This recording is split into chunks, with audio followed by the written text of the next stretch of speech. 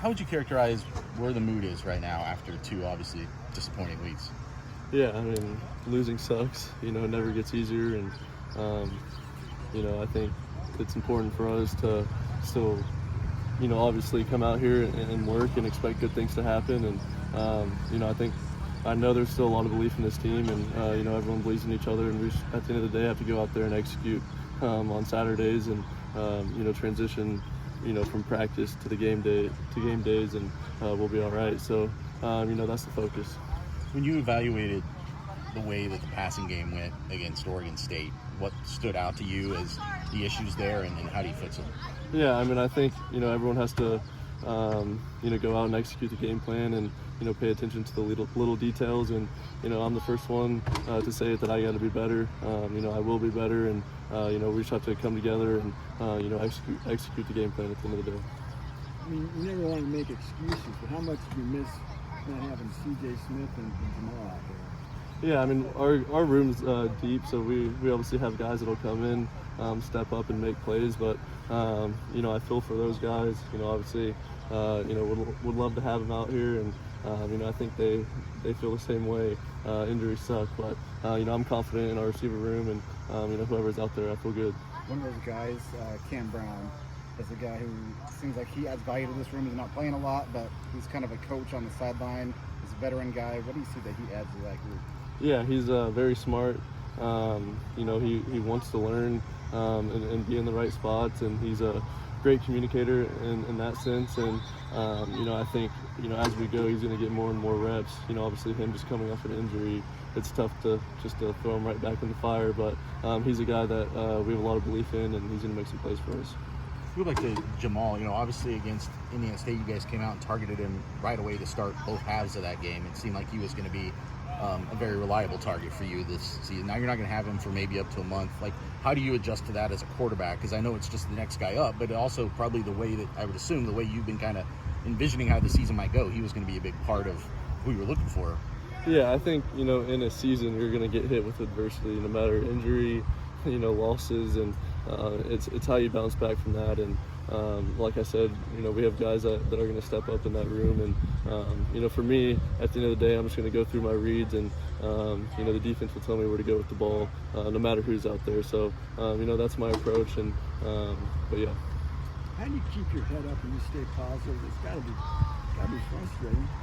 Yeah, like I said, losing sucks, and it never gets easier. But it's a long season. We've only been through 3 games. We have so many more opportunities.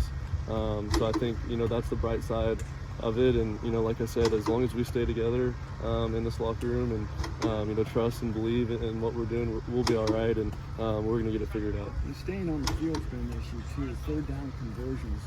What can that offense do to get better on third downs? Yeah, I mean, I think like I said earlier, just the little details and executing the game plan, and for me, I just got to do my job better, and get the ball to my playmakers. Even though it didn't lead to a win, how important was it to establish a running game at Oregon State? Yeah, I mean, that was huge. Obviously, I think we competed really hard on Saturday, and the run game was awesome. So definitely to get that established, and we're gonna use that for weeks going forward, and we're gonna take some benefits, even though it was a loss. We learned a lot of stuff, good and bad, in that game, and we're just gonna use it to our advantage. If you had known going in, someone had told you going in, you guys were going to run the ball that well, would you have also assumed that the passing game would have been able to benefit from that, or are they so detached that doesn't necessarily follow? Yeah, I mean, obviously when you get the running game going, the pass opens up more, and vice versa. But at the end of the day, we didn't execute our job in the passing game, and we relied more on the running game. And credit to the O-line and Reggie and Mock, because they played their butts off. What did you see on it's called a pick six, but it's almost like a not accurate way to call what happened on that play? Yeah, obviously I was taking my drop, looking down the middle to hold backers, turned, and the end got a hand on it, and I guess it hit Reggie's foot. So unfortunate, But again, in football, you're going to get, you know, all sorts of adversity, and it's how you respond to that. And you know, I think, you know, after the loss, it'll be important for our guys to respond in the correct way. I guess how do you process that as a competitor that in some ways, especially in this last game, it was more like the timing or the magnitude than it was like the mistake itself. Like there's been a little bit of bad luck, a little bit.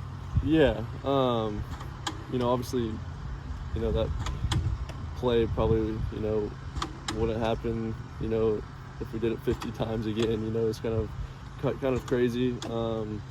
But again, you know, we got to bounce back from that, and you know, obviously not let it affect you throughout the rest of the game at all, and just go out there and execute the plays. So, what do you see from Nebraska's defense? Yeah, they're a good team. You know, good players. They're smart, and they do a lot of things defensively. So, you know, it'll be important for us to prepare the right way, and you know, see the looks that we're going to get, and you know, be ready for them. You only play against the defense. You don't play against the other quarterback. But when the other team has a quarterback that you know is productive, does that factor into your thinking that week? Like, you have to especially be playing at a certain level?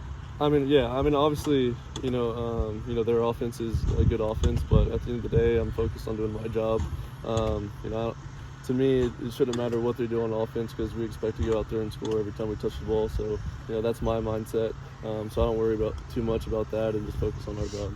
Do one more question. Yeah, you're not a big social media guy, but how do you block out all the noise? You pay attention to what's being said out there at all? No, I mean, obviously, I haven't even really opened it up and saw anything. So, you know, for me, I try to, you know, if I hear anything, obviously block it out and just, you know, talk to the people that I'm close with and, you know, that I trust advice from. And other than that, you know, I'm not too worried about it. And, you know, I'm just going to put my head down and keep working and do the best that I can do. And, you know, trusting the men upstairs, and, you know, good things will work out. So I'm just, you know, continuing, you know, my work and my grind, and, you know, I believe good things will come.